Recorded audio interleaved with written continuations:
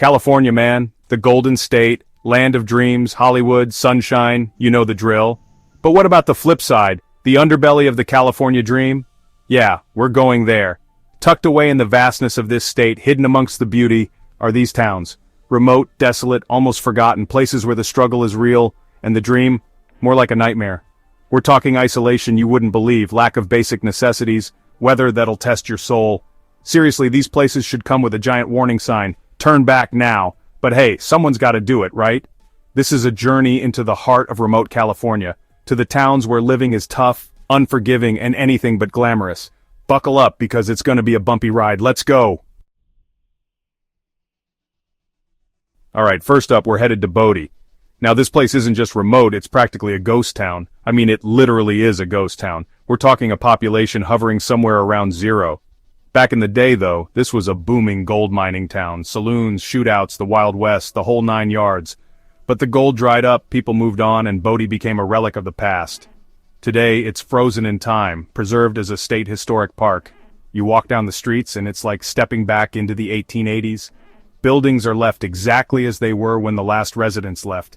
But here's the thing about Bodie. It's remote. And when I say remote, I mean middle of nowhere remote. The closest town with any real services is an hour and a half away. An hour and a half. That's a long way to go for a gallon of milk or a doctor's appointment. The isolation, it's palpable. You can practically feel the weight of history pressing down on you. The silence is eerie, broken only by the wind whistling through the empty buildings. It's beautiful, sure, in a haunting kind of way. But live here? No way. Not a chance. This place is a stark reminder of how quickly things can change. A bustling town can become a ghost town practically overnight. It's a place that makes you think about the passage of time. Bodie is a fascinating glimpse into the past, but it's also a stark reminder of the challenges of living in a remote location. The lack of amenities is one thing, but the isolation is on a whole other level. Walking through Bodie, you can't help but feel a sense of unease, a feeling that you're being watched, even though you know you're alone. The wind whispers through the empty buildings, carrying with it the echoes of the past. It's a sobering thought, and one that stays with you long after you've left Bodie behind. Bodie is a place where the silence can be deafening and the isolation can be overwhelming. Next stop, we're heading to Trona. This town is located in the Mojave Desert, and let me tell you, this place is intense. It's like stepping onto another planet, a desolate, unforgiving planet where the sun beats down relentlessly and the wind howls like a banshee. The landscape here is stark and unforgiving, all dry lake beds and jagged mountains. It's the kind of place that tests your limits. But people do live here. They find a way to survive, to carve out an existence in this harsh environment. But it ain't easy. The heat is the first thing that hits you. We're talking scorching, relentless heat that can top 120 degrees in the summer. It's the kind of heat that makes you feel like you're baking from the inside out. And the wind? Forget about it. It's always blowing here, whipping up dust devils that swirl through the streets like miniature tornadoes. It gets into everything, coating your skin, your clothes, your food, your soul. But it's not just the weather that makes Trona a tough place to live. It's the isolation, the lack of opportunities, the feeling that you're stuck at the edge of the world. There's not much here in the way of jobs or entertainment. The nearest Walmart is an hour away. An hour! And don't even get me started on the internet. So why do people stay? Maybe it's the sense of community, the feeling that you're all in it together. Maybe it's the stark beauty of the desert, the way the light plays on the mountains at sunrise and sunset. Or maybe, just maybe, it's the challenge, the feeling that if you can make it here, you can make it anywhere. Whatever the reason, Trona is a place that stays with you. It's a place that makes you appreciate the little things. It's a place that reminds you that life is precious, that we should never take it for granted. Chapter 3. Happy Camp. Don't get sick in this slice of paradise. Don't let the name fool you. Happy Camp isn't all sunshine and rainbows. This remote town, nestled deep within the Klamath Mountains in Northern California, might sound idyllic, but it's a place where access to essential services, especially healthcare, can be a matter of life and death. Getting to Happy Camp is an adventure in itself. We're talking winding mountain roads, hairpin turns, the kind of drive that makes you want to kiss the pavement when you finally arrive. But that's just the beginning. Once you're here, you're pretty much on your own. The biggest challenge in Happy Camp is the lack of healthcare. There's a small clinic, but for anything serious, you're looking at a 2-hour drive to the nearest hospital. 2 hours. That's a lifetime when you're dealing with a medical emergency. Imagine breaking a bone, going into labor, or having a heart attack out here. It's a scary thought, and it's a reality for the people who call Happy Camp home. They live with the knowledge that help is hours away. And it's not just healthcare that's an issue. Emergency services are stretched thin too. There's a volunteer fire department, but if there's a major incident, it takes time for help to arrive. So why live in a place like Happy Camp? For some, it's the beauty of the surroundings. The Klamath Mountains are stunning, with towering redwoods, pristine rivers, and abundant wildlife. It's a nature lover's paradise, a place where you can truly escape the hustle and bustle of city life. Others are drawn to the sense of community. People in Happy Camp look out for each other. They have to. When you live in a place where help is so far away, you learn to rely on your neighbors, but there's no denying that living in Happy Camp is a trade-off. You're trading convenience for beauty, access for isolation, and in some cases, safety for serenity. Chapter 4.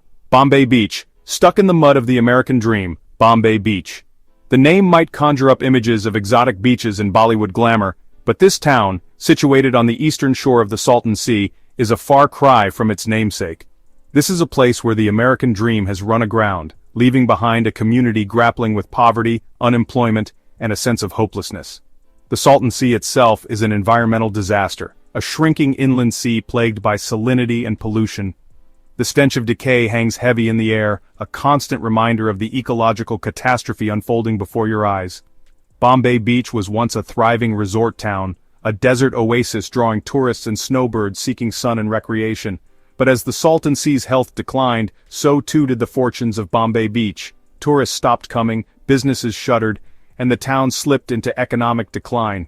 Today, Bombay Beach is a shadow of its former self. Dilapidated buildings line the streets, their paint peeling, windows boarded up. The air is thick with the smell of dust and decay. It's a place that feels forgotten, left behind by the relentless march of progress.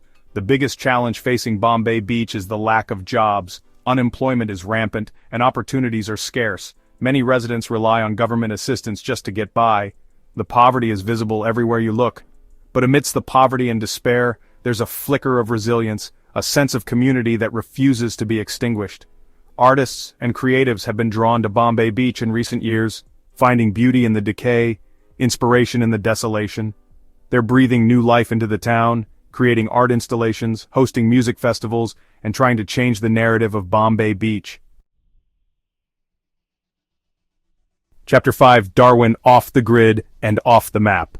Our final destination is Darwin, a tiny town in Death Valley National Park.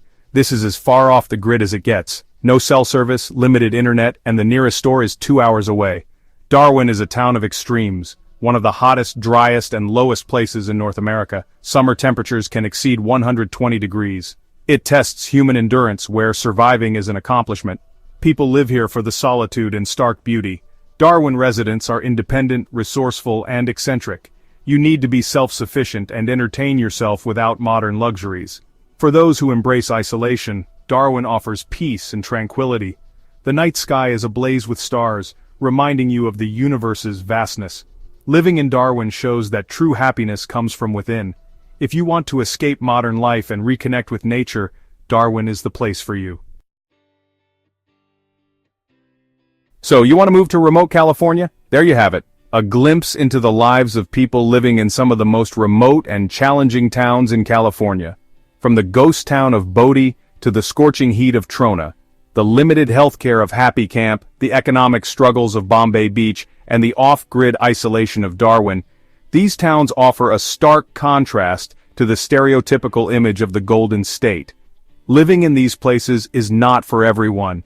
It takes a special kind of person to thrive in such challenging conditions, but for those who do, it's a life-changing experience, one that forces you to confront your fears, rely on your own ingenuity, and appreciate the simple things in life.